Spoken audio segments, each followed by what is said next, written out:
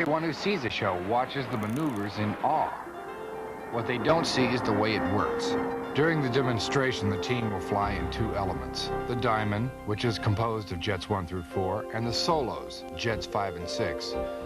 In the Diamond, the number 1 jet is the flight lead. Numbers 2 and 3, the right and left wingman, and the number 4 jet flies in the slot position. Jets 5 and 6 are referred to as the lead and opposing solos, respectively. When all 6 jets come together, they become the Delta formation.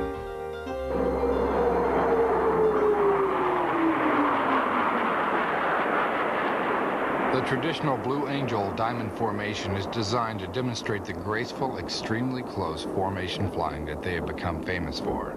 Inches, which is a little bit closer than your feet are to your head when you're sitting down, usually. So we tuck it in pretty tight.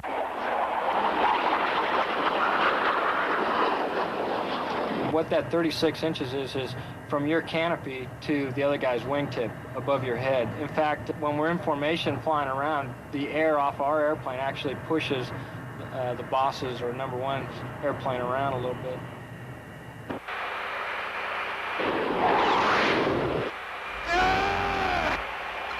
The way we fly, the closeness and the close rate, we fly at, we're going a mile every 9 seconds, or a closure rate of a mile every 4.5 seconds.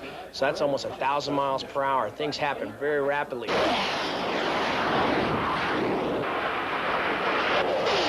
And it's a spectacular flying. It's also devotion to safety and an eye for detail. Before each and every flight, the team meets behind closed doors for a sort of ritual that might seem a little strange to the uninitiated. Although it sometimes might resemble a seance, the pilots know that this pre-flight briefing demands just as much concentration as the flight itself. The briefing process is critical as well.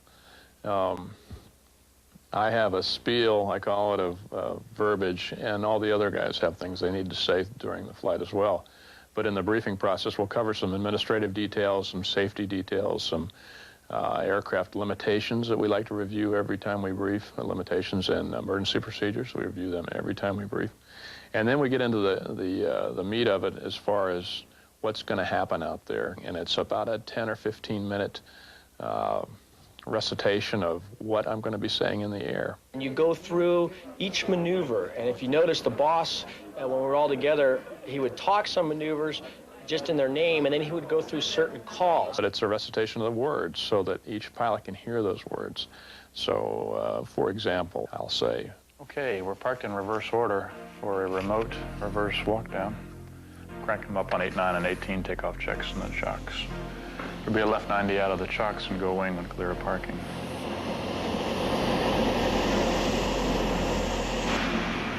We'll take the runway for the covered wagon. When Goose is ready to go 16 com 2, we'll go 16 com 2. We'll be clear for takeoff with a wind check. Check the parking brakes off. Maneuvers for the Diamond, a Diamond burner loop with a right turn out.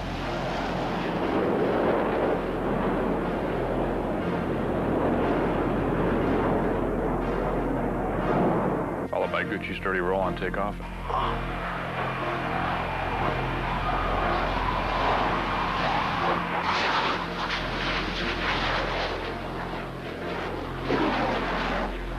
Thumper's low transition, high performance climb to the split S. And while I'm saying those things, those are what they're going to hear on the radio. Some of the guys will close their eyes and they'll visualize what they're, and some will move their hands a little bit. They'll visualize what they're going to be seeing out there while that's occurring. It's like going out and warming up before you know, if you're a pitcher, warming up your arm a little bit, but they warm up their minds. Everybody is very attuned to the boss and what he's saying, and he makes those calls in the brief just like he'd make them in the flight. Although the boss speaks a little faster, the rhythm and timing lapse between his calls is proportional, so the pilots get the same sense of timing in the brief as they will once they're in the air. Now, burners ready now. Power is set. Gear, a little drive. Up we go, a little more pull. Burners ready now. Easing the pull, easing power, easing more power. Stand by the boards, boards.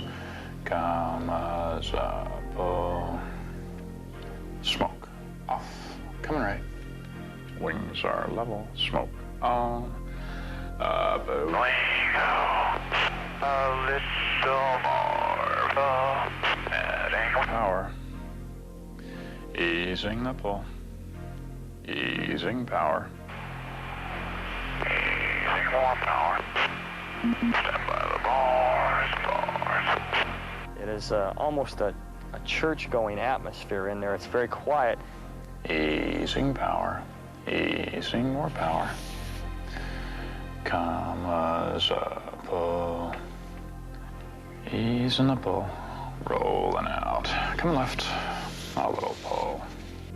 Aerial photographs of the show site help pilots complete the visualization process. I've flown the air show before I ever go out there. I fly it in my mind. I know what my 3-mile checkpoint is. I know what my 2-mile checkpoint is. I know where I expect to see Thumper. I know what the next maneuver is, and I actually move my wrist and can fly the show. It's good concentration. It's what you need because you get focused. Then you go out there and you just have to do it. Ready, hit it. Contact.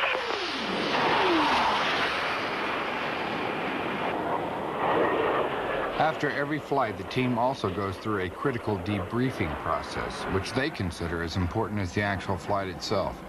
They hash out what worked, what didn't, and no punches are pulled. We are wide open as we can possibly be to criticisms, and we want to become our own worst critics. We debrief everything. I'll tell you how specific it gets. We even debrief the march to our airplanes and the march back. So, and you get picked on for every little thing. And most of us haven't marched in 10 years of being in the Navy, so they get very, very specific. The debriefing process takes probably twice as long as the flight took itself. Rank doesn't come into play, experience levels. Those are good, but you have to set those aside when the criticism starts to come, because that's the only way you're going to learn the maneuver, and that's the only way you're going to get to where the maneuver looks good and it's safe. I think I was a little bit late dropping you guys off, so we're a little low going over the crowd. But other than that, smooth air was nice. It was a little bumpy in the spots, but glad we went flying. Glad to be here. Fudge. Sure, boss, I'm glad we went flying too. Turned out nice. And I had a couple safeties on the left echelon flat pass. Coming over, I didn't acknowledge the go diamond call. Just concentrating on where I was going and how quick my movement was going to be. Then I was 20 feet low on the low brake cross, 280 feet, and I can fix all those things. So glad to be here. All these things are called safeties, or things that were safety problems or violations from our standards. Had safety coming back in. For some reason, I thought we were going right 45s to park. And then I even called turning left when we were turning right. So it went pretty good for me up until we got there. I was just happy to be here and glad to be here. We have a term that we use, glad to be here. And the term is, I'm Pat Rainey, an average pilot, literally. And I'm, no kidding, just lucky enough to be in the Blues. And that's where that term comes from, to the boss. Hey, I'm glad to be here, because there's guys out in the Mediterranean Sea tonight, out in the Persian Gulf, landing on the ship at night, taking care of us. And so I kind of carry a little bit of the fleet with me, so guys can walk around and say, hey, look, it's the Blue Angels, they represent us. We have really good tapes, videotapes that we look at, and the tape can be stopped, it can be reversed, slowed, played back, and we do a lot of that, and that's how we get toward the levels of performance that we want. We have 2 critiquers on the ground that look at the maneuvers and tell us their impressions basically from where the maneuvers were placed and how it looked to them. You guys did a good job. I thought placement looked really well today for the conditions. Glad to be here, boss. Get a nice one-plane look towards center point, and then okay smoke off. When we make these mistakes and we fess up to them, and we do it every time we fly, it's just an extremely important aspect of what we do. What we do after we've said it is, I made this mistake and I'll fix it. You always say that you're going to fix it. And what that leaves the rest of us with the feeling is that you recognize your mistake and you're going to take corrective action not to let it happen again. So it doesn't drop our confidence level in another person in the formation. If you don't take it seriously and don't debrief, if you ever get complacent, you're going to kill yourself or you're going to kill somebody else. Now, you got to be able to learn each and every time you go flying, because there's never been the perfect flight demonstration yet that the Blues have ever put on. So we're